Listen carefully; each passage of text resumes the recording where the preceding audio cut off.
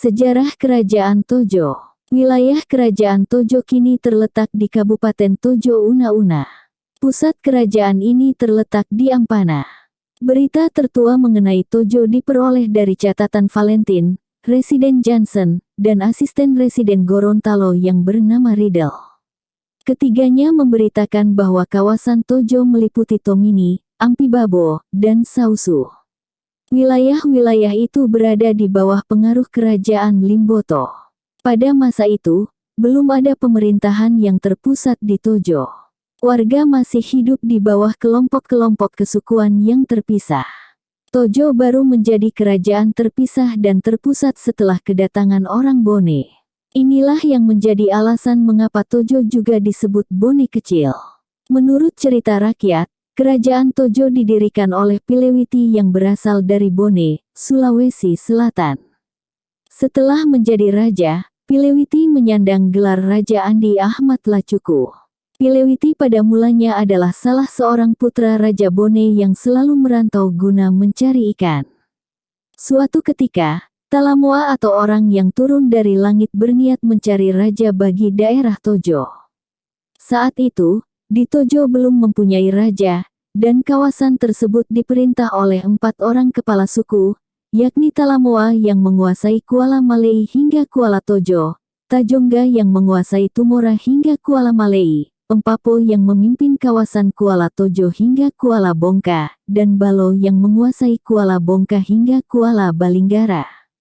Niat Talamoa mencari raja bagi Tojo dilatar belakangi oleh kondisi masyarakat yang saling membunuh satu sama lain. Ia lalu mendatangi Raja Bone guna meminta salah seorang kerabatnya agar bersedia menjadi Raja Tojo. Raja mengusulkan Pilewiti, anaknya yang sedang mencari ikan di pesisir Teluk Tomini. Talamoa mencari dan menemukan Pilewiti serta mengajaknya ke Tojo. Pilewiti lalu menetap di daerah Ampana dan menjadi Raja Tojo yang pertama. Nama Pilewiti sendiri berarti yang telapak kakinya menghadap ke atas. Ia dilahirkan 1677 di Bone dan memerintah tahun-tahun 1770 sampai tahun 1778. Pengganti Pilewiti berbeda-beda menurut berbagai sumber yang ada. Berdasarkan salah satu sumber, pengganti Pilewiti adalah putranya dengan Romelino yang bernama Lasaerah. Semasa pemerintahannya diangkat para pembantu raja, hakim, pengawal, dan penguasa-penguasa setempat. Sementara itu, sumber berikutnya menyebutkan pengganti Pilewiti adalah Andi Latondrong. Sumber lain mencatat bahwa setelah Pilewiti mangkat, para kepala suku dengan seizin Talamoa menghadap seorang tokoh bernama Lapangandro yang berkedudukan di Finangalimba guna dijadikan Raja Tojo. Oleh karena itu, menurut sumber tersebut dapat disimpulkan bahwa setelah Pilewiti mangkat, pusat pemerintahan dipindahkan ke Finangalimba. Sementara itu, masih ada sumber lain yang menyebutkan bahwa Pilewiti digantikan oleh Payu Lembah. Lasaerah berkuasa hingga 1860. Penggantinya adalah cucu perempuannya yang bernama Paletei. Ratu Paletei digantikan oleh Tarumbulawa yang merupakan putri Hamidah, salah seorang putri Lasaerah dengan Muhammad Nur Daeng Sitaba. Semasa pemerintahannya berlaku penataan birokrasi kerajaan. Pemimpin tertinggi kerajaan Tojo adalah seorang raja yang bergelar Tua Mokole. Raja dibantu oleh seorang raja laki-laki yang bernama Rantelero dengan gelar Mokole Maeta. Diangkat pula 2 orang perdana menteri yang masing-masing mewakili raja di 2 wilayah kerajaannya. Perdana Menteri pertama, Mokole Mabuya, adalah adik kandung Rantelero yang membawahi daerah antara Sungai Bongka hingga ujung Pati-Pati di timur Luwu. Sementara itu, sebagai pati kedua diangkat Bisa Lembah yang bergelar Papa Bora. Ia adalah saudara sepupu Paletei. Kerajaan Tojo juga dibagi menjadi beberapa wilayah kesukuan, yang jumlahnya kurang lebih ada 8, yaitu 1. Suku Lalaeo yang dipimpin Tauligi. 2. Suku Turaowe yang dipimpin Tamoimba. 3. Suku Morompa yang dipimpin Medopa. 4. Suku Kamudo yang dipimpin Mawomba. 5. Suku Lage yang dipimpin Gowe. 6. Suku Matako yang dipimpin Pedengke. 7. Suku Poso yang dipimpin Taurungi gelar Engkai Besi. 8. Suku Turaowe yang menempati kawasan Encinili, dipimpin Kumora, gelar Papa Jamita. Raja mengangkat seorang hakim bernama Malulua dengan gelar Papa Misu yang dibantu oleh Gowe. Taurungi Raja suku Poso diangkat pula sebagai pengawal raja. Sebagai panglima perang diangkat Kolomboy, yang merupakan putra Rantelero. Kini akan ditelusuri silsilah raja-raja Tojo berdasarkan berbagai sumber lainnya. Andi Latondrong yang menurut salah satu sumber disebutkan sebagai pengganti Pilewiti memiliki putri bernama Remelino.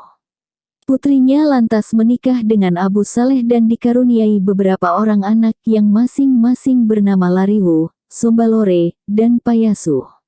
Sumber lainnya menyebutkan bahwa Andi Latondrong memiliki anak bernama Remelino dan Laraja.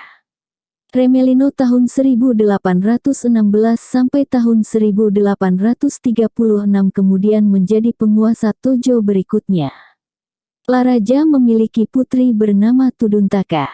Sombalore menikah dengan Rontoboroe yang masih keturunan Raja Bugis dan berputra Kolomboy. Kolomboy menikah dengan Tuduntaka, tetapi pernikahan ini tak dikaruniai keturunan. Kolomboy menikah lagi dengan Daemanota yang masih kerabat kerajaan Sigidolo. Putranya adalah Tanjung Bulu yang kelak terkenal sebagai pejuang gigih menentang kekuasaan penjajah. Oleh karenanya, Raja Tanjung Bulu masih mempunyai ikatan persaudaraan dengan Lama Karate, Raja Sigidolo saat itu. Daftar raja-raja penguasa Tojo antara Remelino dan Kolomboy di buku sejarah Tojo Una-Una, halaman 150, adalah Andi Lamatanai tahun 1837 sampai tahun 1856, Andi Laraja tahun 1857 sampai tahun 1872, Andi Baso tahun 1873 sampai tahun 1882, dan Lariwo atau Laroe tahun 1883 sampai tahun 1898. Selanjutnya, baru berkuasa Kolomboy tahun 1899 sampai tahun 1906.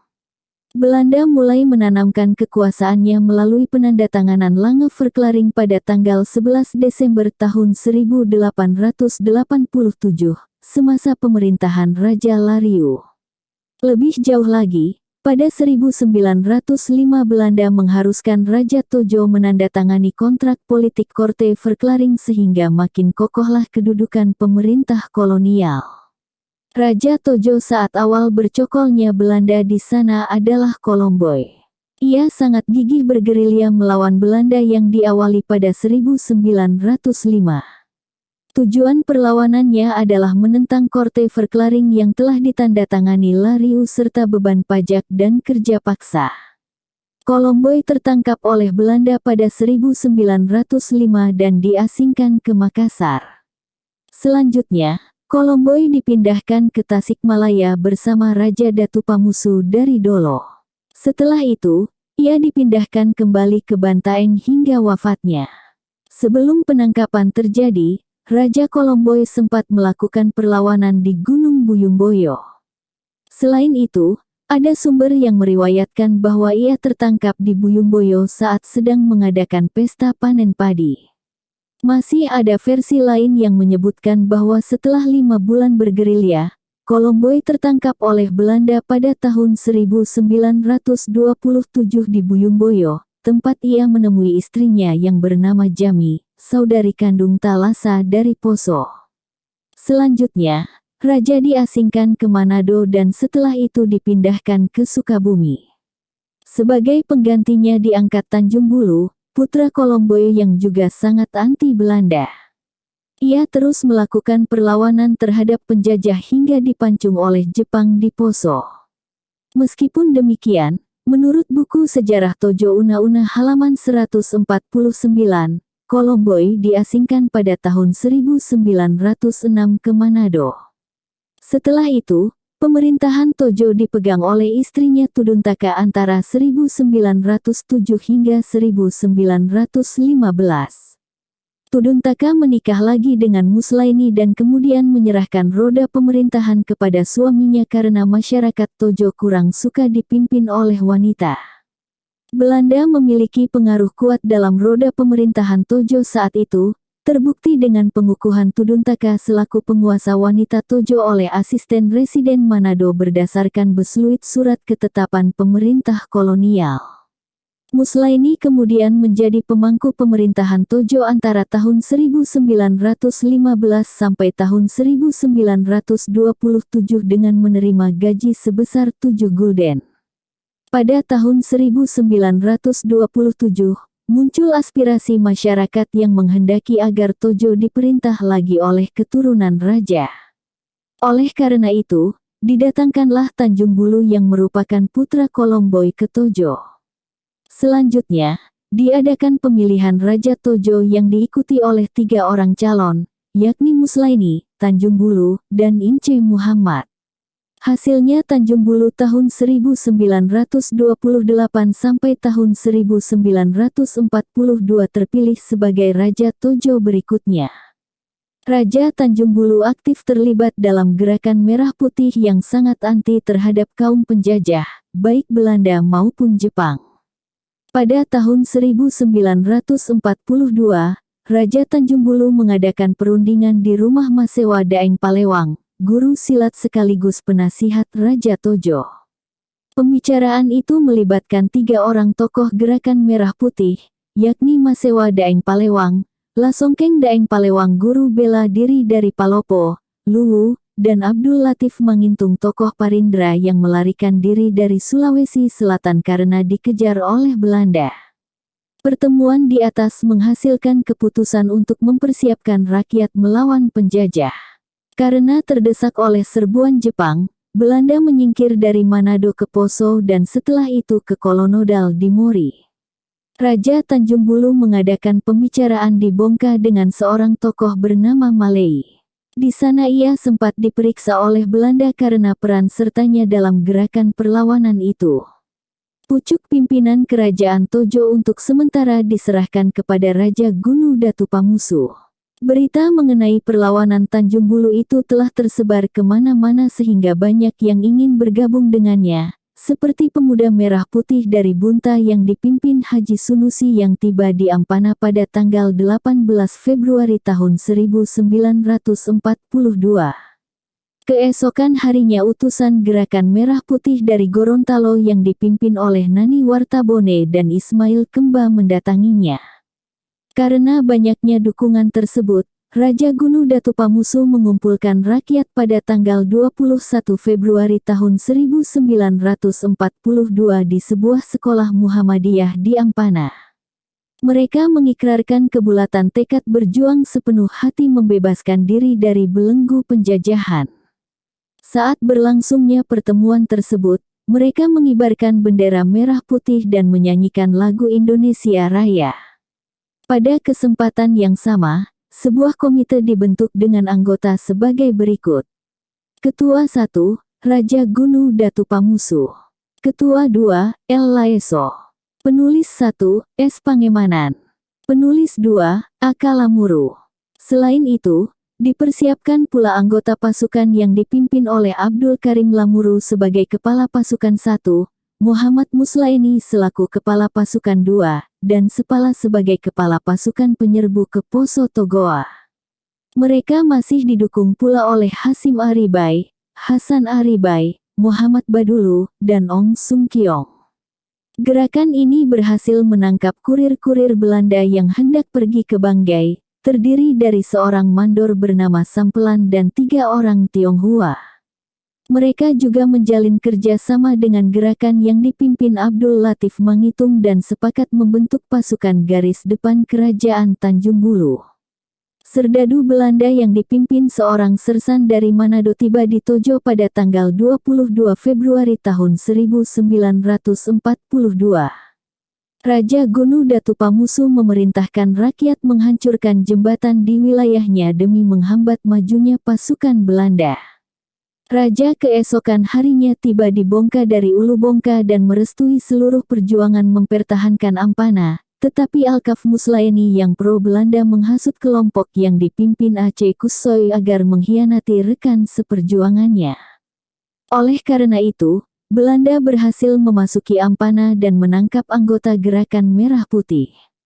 Pasukan Belanda menyerang markas Gerakan Merah Putih di kompleks kantor Kerajaan Tojo malam hari pada tanggal 29 Februari tahun 1942. Belanda berusaha menurunkan bendera merah putih tetapi dihalangi oleh dua orang pejuang bernama Ngai Papa Judaedah dan Salimbu Papadero, keduanya akhirnya gugur. Karena situasi yang kurang menguntungkan itu, Raja Tojo menyingkir ke desa Petingko dan terakhir ke Gorontalo.